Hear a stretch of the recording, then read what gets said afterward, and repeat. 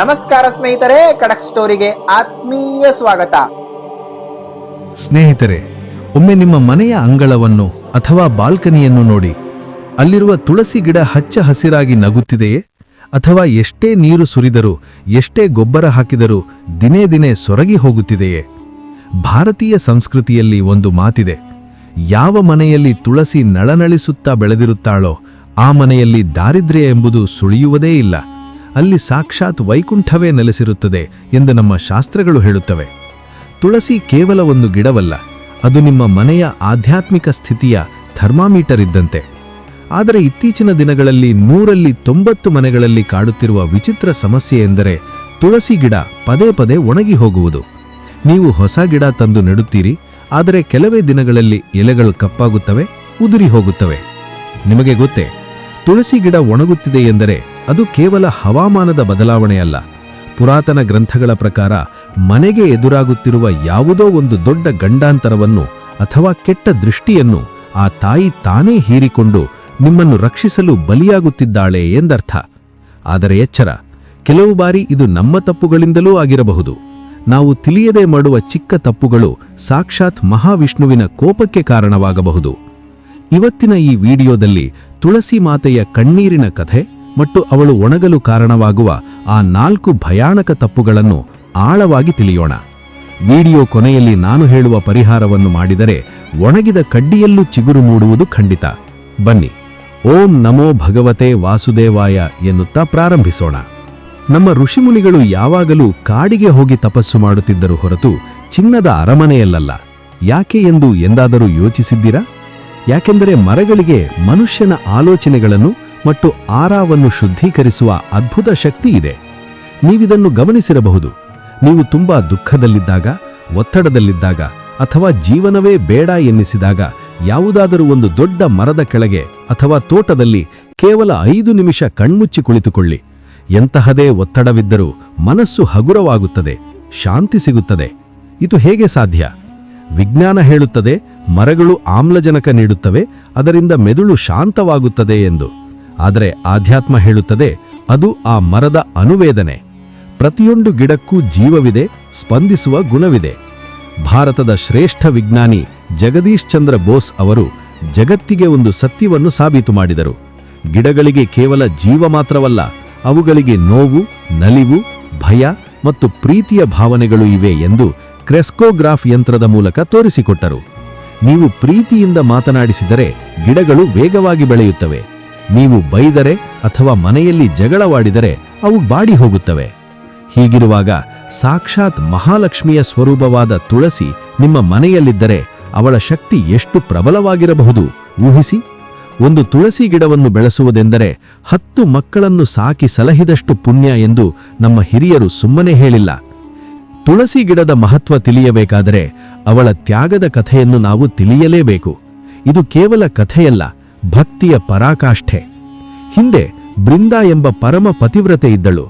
ಅವಳ ಪತಿ ಜಲಂಧರ ಒಬ್ಬ ರಾಕ್ಷಸನಾಗಿದ್ದರೂ ಬೃಂದಾಳ ಪಾತಿವ್ರತಾ ಶಕ್ತಿಯಿಂದ ಅವನನ್ನು ತ್ರಿಮೂರ್ತಿಗಳೂ ಸೋಲಿಸಲು ಸಾಧ್ಯವಾಗುತ್ತಿರಲಿಲ್ಲ. ಅವನ ಅಹಂಕಾರ ಮಿತಿಮೀರಿತು.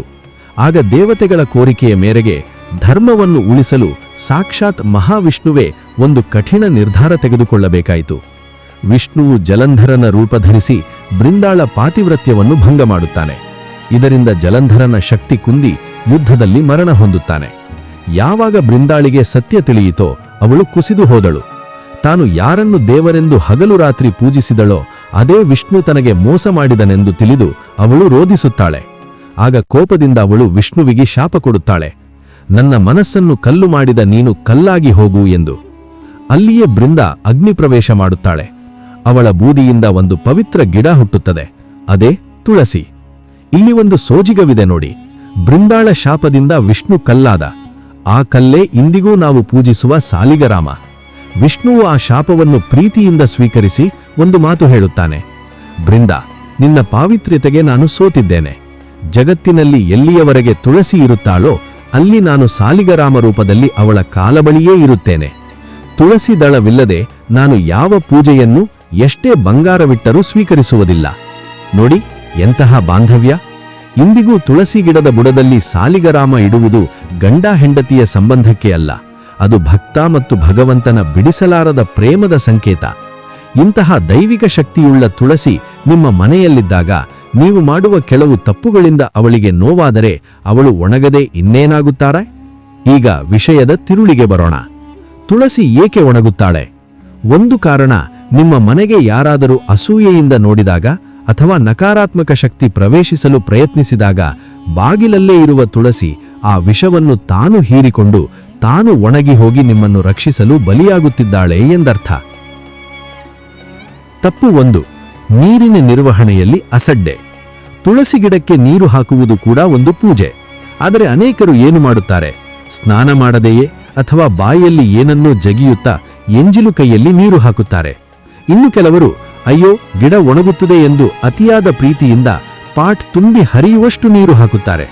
ನೆನಪಿಡಿ, ತುಳಸಿಯ ಬೇರುಗಳಲ್ಲಿ ಅತಿಯಾದ ತೇವಾಂಶವಿದ್ದರೆ ವೈಜ್ಞಾನಿಕವಾಗಿ ರೂಟ್ ರಾಟ್ ಆಗಿ ಗಿಡ ಸಾಯುತ್ತದೆ. ನೀವು ದೇವತೆಗೆ ಅಭಿಷೇಕ ಮಾಡುತ್ತಿದ್ದೀರಿ ಎಂಬ ಪ್ರಜ್ಞೆ ಇರಬೇಕು. ಭಾನುವಾರ ರಜೆ ಇದೆ ಎಂದು ಮಧ್ಯಾಹ್ನ ನೀರು ಹಾಕುವುದಲ್ಲ. ಸೂರ್ಯ ಉದಿಸುವ ಸಮಯದಲ್ಲಿ ಸ್ನಾನ ಮಾಡಿ ಶುದ್ಧ ಮನಸ್ಸಿನಿಂದ ಸ್ವಲ್ಪವೇ ನೀರನ್ನು ಓಂ ನಮೋ ಭಗವತೆ ವಾಸುದೇವಾಯ ಎನ್ನುತ್ತಾ ಹಾಕಬೇಕು. ತಪ್ಪು 2, ಗಿಡ ಇಡುವ ದಿಕ್ಕು. ವಾಸ್ತುಶಾಸ್ತ್ರದ ಪ್ರಕಾರ ತುಳಸಿ ಗಿಡವನ್ನು ಅಪ್ಪಿತಪ್ಪಿದರೂ ದಕ್ಷಿಣ ದಿಕ್ಕಿನಲ್ಲಿ ಇಡಬಾರದು. ದಕ್ಷಿಣ ಯಮನ ದಿಕ್ಕು, ಮೃತ್ಯುವಿನ ದಿಕ್ಕು.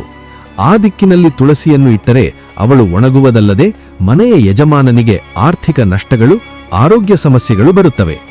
ತುಳಸಿಗೆ ಅತ್ಯಂತ ಶ್ರೇಷ್ಠವಾದ ದಿಕ್ಕು ಎಂದರೆ ಪೂರ್ವ ಈಸ್ಟ್ ಅಥವಾ ಉತ್ತರ ನಾರ್ತ್ ಅಥವಾ ಈಶಾನ್ಯ ನಾರ್ತ್ ಈಸ್ಟ್.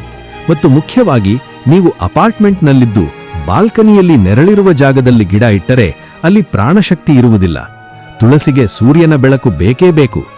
ಎಲ್ಲಿ ಸೂರ್ಯನ ಕಿರಣಗಳು ಬೀಳುತ್ತವೆಯೋ ಅಲ್ಲಿ ಲಕ್ಷ್ಮಿ ಕಳೆಗಟ್ಟುತ್ತಾಳೆ. ತಪ್ಪು 3, ತುಳಸಿ ಕಟ್ಟೆಯ ಬಳಿ ಅಶುದ್ಧತೆ. ಇದು ತುಂಬಾ ಜನ ಮಾಡುವ ತಪ್ಪು. ಜಾಗವಿಲ್ಲವೆಂದು ತುಳಸಿ ಪಾಟ್ ಪಕ್ಕದಲ್ಲೇ ಚಪ್ಪಲಿ ಸ್ಟ್ಯಾಂಡ್ ಇಡುತ್ತಾರೆ ಅಥವಾ ಕಸಗೂಡಿಸುವ ಪೊರಕೆ ಮತ್ತು ಕಸದ ಬುಟ್ಟಿಯನ್ನು ಇಡುತ್ತಾರೆ. ಸ್ನೇಹಿತರೆ, ನೀವು ದೇವಸ್ಥಾನದ ಗರ್ಭಗುಡಿಯೊಳಗೆ ಚಪ್ಪಲಿ ಹಾಕಿಕೊಂಡು ಹೋಗುತ್ತೀರಾ? ಇಲ್ಲ ತಾನೆ? ಮತ್ತೆ ಸಾಕ್ಷಾತ್ ಮಹಾಲಕ್ಷ್ಮಿಯ ಪಕ್ಕದಲ್ಲಿ ರಾಹುವಿನ ಸಂಕೇತವಾದ ಪೊರಕೆ ಮತ್ತು ಶನಿಯ ಸಂಕೇತವಾದ ಹಳೆಯ ಚಪ್ಪಲಿಗಳನ್ನು ತಂದಿಟ್ಟರೆ ಆ ತಾಯಿ ಅಲ್ಲಿ ಹೇಗೆ ನೆಲೆಸುತ್ತಾಳೆ? ಆ ನಕಾರಾತ್ಮಕ ಶಕ್ತಿಯನ್ನು ತಾಳಲಾರದೆ ಆ ಗಿಡ ಉಸಿರುಗಟ್ಟಿ ಸಾಯುತ್ತದೆ. ತುಳಸಿ ಸುತ್ತಮುತ್ತಲಿನ ಜಾಗ ಸದಾ ಸ್ವಚ್ಛವಾಗಿರಲಿ, ಅಲ್ಲಿ ರಂಗೋಲಿ ಇರಲಿ. ಈಗ 4ನೇ ಮತ್ತು ಅತ್ಯಂತ ಅಪಾಯಕಾರಿ ತಪ್ಪು. ಇದನ್ನು ಮಾಡಿದರೆ ಸಾಕ್ಷಾತ್ ವಿಷ್ಣುವೇ ನಿಮ್ಮ ಮೇಲೆ ಮುನಿಸಿಕೊಳ್ಳುತ್ತಾನೆ. ತಪ್ಪು 4, ಎಲೆ ಕೀಳುವ ನಿಷಿದ್ಧ ಸಮಯ. ನಮಗೆ ಶೀತವಾಗಿದೆ ಅಥವಾ ಪೂಜೆಗೆ ಬೇಕು ಎಂದು ಯಾವಾಗ ಬೇಕಾದರೂ ತುಳಸಿ ಎಲೆಯನ್ನು ಕೀಳಬಾರದು. ಶಾಸ್ತ್ರಗಳಲ್ಲಿ ಇದಕ್ಕೆ ಕಟ್ಟುನಿಟ್ಟಾದ ನಿಯಮಗಳಿವೆ. ಭಾನುವಾರದ ದಿನ ತುಳಸಿ ಎಲೆಯನ್ನು ಕೀಳಲೇಬಾರದು ಎಂದು ನಿಮಗೆ ಗೊತ್ತೇ? ಪುರಾಣಗಳ ಪ್ರಕಾರ ಭಾನುವಾರ ತುಳಸಿ ದೇವಿಯು ವಿಷ್ಣುವಿನ ಧ್ಯಾನದಲ್ಲಿ ಉಪವಾಸ ಇರುತ್ತಾಳೆ. ಅಂದು ಎಲೆ ಕಿತ್ತರೆ ಅವಳ ತಪಸ್ಸಿಗೆ ಭಂಗ ತಂದಂತೆ. ಅದೇ ರೀತಿ ದ್ವಾದಶಿ, ಅಮಾವಾಸ್ಯೆ, ಹುಣ್ಣಿಮೆ, ಸಂಕ್ರಾಂತಿ, ಗ್ರಹಣದ ಸಮಯದಲ್ಲಿ ಮತ್ತು ಸೂರ್ಯಾಸ್ತದ ನಂತರ ಸಂಜೆ ಅಪ್ಪಿತಪ್ಪಿದರೂ ತುಳಸಿಯನ್ನು ಮುಟ್ಟಬಾರದು. ಸಂಜೆ ದೀಪ ಇಟ್ಟ ಮೇಲೆ ಕೇವಲ ನಮಸ್ಕಾರ ಮಾಡಬೇಕೇ ಹೊರತು ಸ್ಪರ್ಶಿಸಬಾರದು. ಎಲೆ ಕೀಳುವಾಗಲೂ ಉಗುರು ತಾಗಬಾರದು. ಕೇವಲ ಬೆರಳಿನ ತುದಿಯಿಂದ ಮೃದುವಾಗಿ ಕೀಳಬೇಕು. ಗಿಡಕ್ಕೆ ನೋವಾಗದಂತೆ ನೋಡಿಕೊಳ್ಳುವುದು ನಿಜವಾದ ಭಕ್ತನ ಲಕ್ಷಣ. ಪರಿಹಾರವೇನು? ಒಂದು ವೇಳೆ ಈಗಾಗಲೇ ನಿಮ್ಮ ಮನೆಯ ತುಳಸಿ ಗಿಡ ಒಣಗಲಾರಂಭಿಸಿದರೆ ಗಾಬರಿಯಾಗಬೇಡಿ. ಈ ಸರಳ ಪರಿಹಾರ ಮಾಡಿ. ಮೊದಲು ಒಣಗಿದ ಕೊಂಬೆಗಳನ್ನು ಜಾಗೃತವಾಗಿ ಕತ್ತರಿಸಿ ತೆಗೆಯಿರಿ. ಸ್ವಲ್ಪ ಹಸಿ ಹಾಲು ಮತ್ತು ನೀರಿನಲ್ಲಿ ಚಿಟಕೆ ಅರಿಶಿಣವನ್ನು ಬೆರೆಸಿ ಇದನ್ನು ಗಿಡದ ಬುಡಕ್ಕೆ ಹಾಕಿ ಮತ್ತು ಎಲೆಗಳ ಮೇಲೆ ಸಿಂಪಡಿಸಿ.